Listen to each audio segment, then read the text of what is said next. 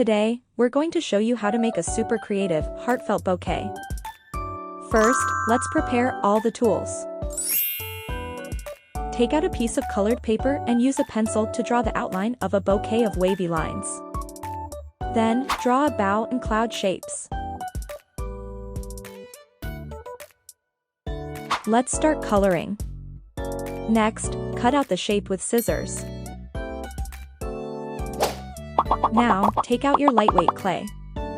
You can choose different colors of clay to make heart shapes and small balls. Use glue to fix them in place. Insert a greeting card. Give more details, like polka dots or stripes.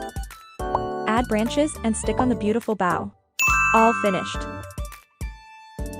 Auckland ArtSpaceStudio's holiday classes are now open for enrollment across our 4 campuses. Come join us.